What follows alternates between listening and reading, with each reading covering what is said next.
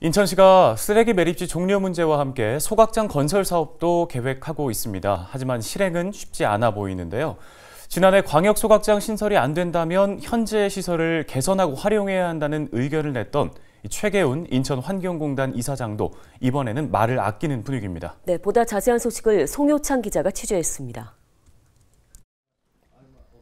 지난해 광역 소각장 문제에 불을 지핀 최계훈 인천환경공단 이사장.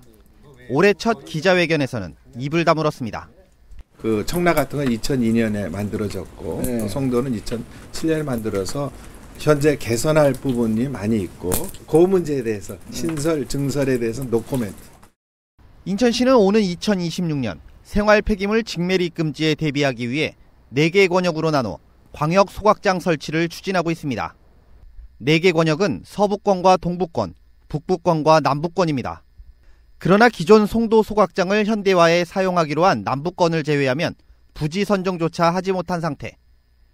이런 와중에 지난해 12월 최계훈 이사장은 부지 선정과 시민 설득, 각종 행정 절차에 걸리는 시간을 감안할 필요가 있다며 하지만 직매립 금지까지 남은 시간을 보면 광역 소각장 신설이 쉽지 않을 수 있는 만큼 현재의 시설을 활용해야 한다는 의견을 내놓았습니다.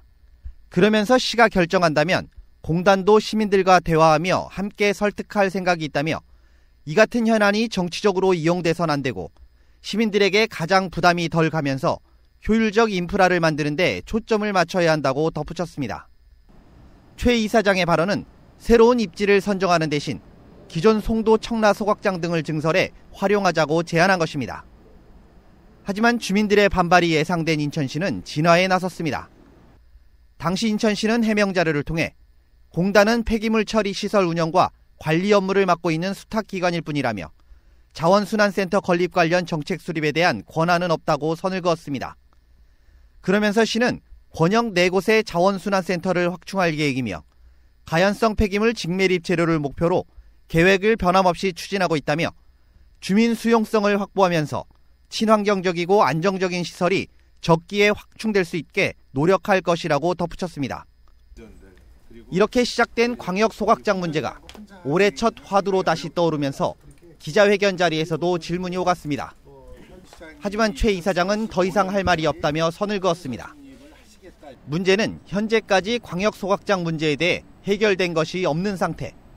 남부권역은 송도 소각장 증설로 결정됐지만 북부권역은 지방선거 이후로 미뤄졌던 입지선정위원회 구성조차 늦어지면서 후보지 선정에 애를 먹고 있습니다. 서부권역은 지난 2021년 7월 입지선정위원회가 출범했지만 아직 후보지를 정하지 못하고 있고 동부권역도 부천시와 협의가 더 이상 진전 없이 공전만 거듭하고 있는 상황. 오는 2026년부터 시행되는 수도권 매립지 생활 폐기물 직매립 금지. 인천시의 광역 소각장 사업이 난항을 겪는 가운데 올해도 문제 해결은 쉽지 않아 보입니다. 헬로티비 뉴스 송유창입니다.